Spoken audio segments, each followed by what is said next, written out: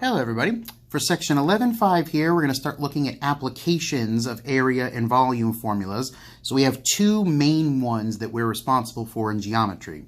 The first is density. So straight out of a science definition, an object's density is the amount of space it takes up relative to the size, to the volume that it is. The general formula is that density is equal to mass divided by volume. For our purposes, what you're going to be asked to do in questions is find the volume if it's not already given to you, and then use that value for V in the density calculation to solve one of the other missing items, whether it be the density or the mass. That's the idea. So, first up here, we have a rectangular solid that measures 14 by 18 by 5. So we need to calculate its volume. The volume for a rectangular solid would be its base times its height times the actual height of the prism, so h lowercase versus h capital, which in our question will come out to be 14 times 5 times 18, which is a volume of 14 times 5 times 18 comes out to be 1,260 centimeters cubed. So now we can actually go set up the density measurement. Density would be mass divided by volume. We're given in the story a mass of 2,200 grams. Calculate the density. So we have M and V. We're trying to solve for D. So D would be equal to 2,200 grams divided by 1,260 cubic centimeters, and then whatever that divides out to. So 2,200 divided by 1,260 comes out to be, if we round this off, approximately 1.75 grams per cubic centimeter. And that is the idea of what density is actually measuring. How much mass is taking up relative to how much space the object takes up. It's taking up 1.75 grams for every cubic centimeter of its existence, so to speak. All right, same idea with number 2 down here. We're going to calculate the volume of this cylinder, which means we need to go calculate the height, and we need the radius as well, which we are currently missing, so we're going to have to do a little bit of Pythagorean theorem work. The distance across for the diameter, so diameter squared plus 14.4 squared, would be equal to the hypotenuse of this triangle, 19.4 squared. A little bit of algebra work to do. So 19.4 squared minus 14.4 squared leaves me that D squared is equal to 169. Therefore, the diameter must be 13. If the diameter is 13, then the radius of this cylinder must be 6.5 meters. So we know we're going to put radius as 6.5 meters. Now we can go do the volume work. The volume of a cylinder would be pi times the radius squared times the height of the cylinder. So 3.14 times the 6.5 that we just found squared times the height of the entire cylinder, which is the 14.4. As soon as we've got that, we'll be good to go for the density work. So 3.14 times 6.5 squared times 14.4 is a volume of 1,910.376 yards. Oh, sorry, meters. I missed the typo in that one. We'll keep it in meters. So, meters cubed. So I guess that means this one's got to be meters as well. Now, the density work. Density is equal to mass divided by volume. So we were already given the density. 2.38 is the result of some mass that we don't know divided by 1,910.376. Basic algebra says let's multiply this number over. So the mass will be 2.38 times 1910.376. That's the number we'll round off. So 4,546.69 grams.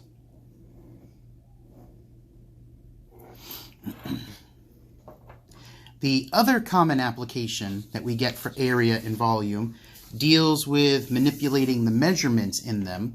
So this is going to be, how do we actually do scale factors? What if we double a picture? What if we triple a picture? Things like that.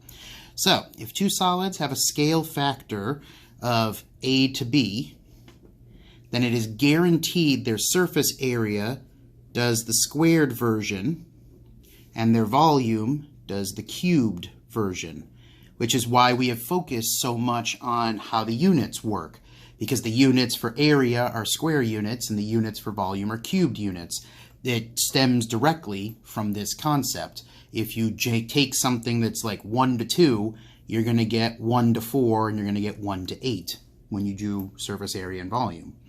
So as far as problems go, you're basically just asked what happens as soon as we change the numbers.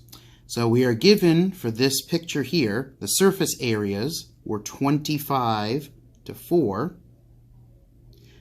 So if we want to find the scale factor, we need to undo the squared effect. So we'll take the square root. It'll be 5 to 2. And then we can cube them, 125 to 8. Notice what you've got. 5 squared, 5 cubed, 2 squared, 2 cubed. It's a quick way to double check your work every time. Now for the next one, if we start just by actually writing out what we have, 162 to 384, and then start trying to work this out, we're going to run into a major problem. If we try to take the cube root of 162, it comes out to a strange decimal, 5.4513, and so on. That's a giant hint that we probably need to reduce this fraction first. So if we take 162 to 384, and we actually reduce the fraction down, it becomes 27 to 64, which that we can do perfect cubes with.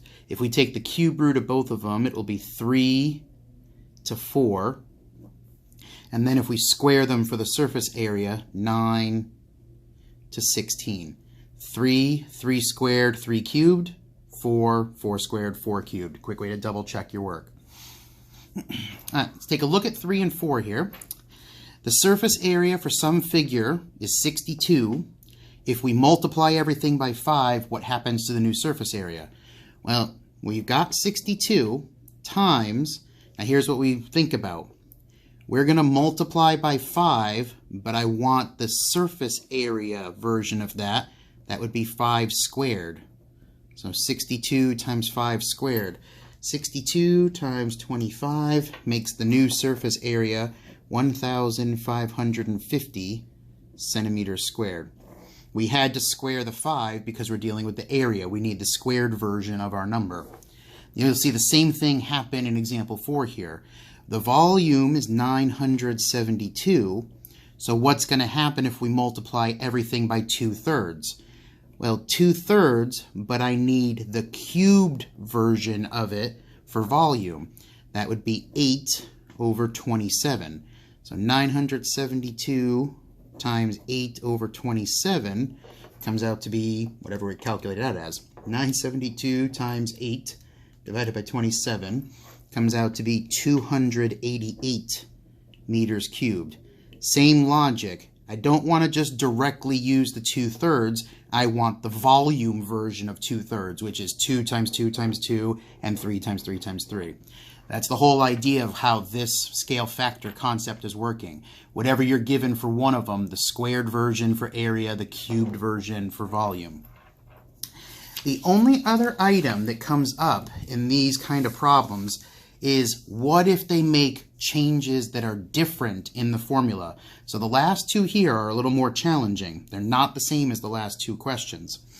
So what if we have the volume of a cone? So volume of a cone is 1/3 of pi r squared h.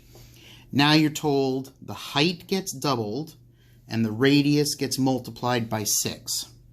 Well, let's plug that in. Volume is equal to 1/3 of pi. The radius gets multiplied by 6, so let's do 6r squared, and the height gets doubled, 2h. We need to simplify this down and pull out this formula. All the extra numbers that aren't part of the original formula, that's how my volume changed, and I'll know what I multiplied by. So let's go simplify this out. 1/3 pi, if we square 6r, we get 36r squared, and then we also have 2h. Start crossing off what was originally the volume. 1/3 pi r squared and h. This is a new number that was not in the original formula, as is this. 36 times 2 comes out to be 72. What happened to the volume of my cone if the height was doubled and the radius was multiplied by 6? The cone has a volume 72 times larger than original. We made the cone 72 times bigger. That's what happened. And that's how you calculate each one of these. You write out whatever formula you should start with, and then how was that formula altered. The formula was altered. We introduced a 36 and we introduced a 2, 72 times larger. So the same idea with the last one here. How many times smaller is the surface area for a sphere if we cut the radius in half? Well, surface area for a sphere is 4 times pi times r squared, and we're going to cut the radius in half. So new version, surface area will be 4 times pi times 1/2 of r squared. We literally cut the radius in half. Let's go square this out. 4 times pi, if we square the 1, it stays 1. If we square the 2, it becomes 4. And r squared is literally r squared. Figure out what's happened and what's changed. The 4 was supposed to be there, the pi was supposed to be there, and the r squared is supposed to be there. This is what's been altered. So how many times smaller has it become? The surface area has gone 1/4 smaller. Or if you want to phrase it the other way, 4 times smaller. Whichever way you want to phrase that sentence. It's shrunk to 1/4 of its original size. That's the idea. That's everything out of section 11.5 for actually applying surface area and volume and whatnot. You're good to go for the assignment. And if anything comes up, just make sure to ask your teacher. See everybody in the next section.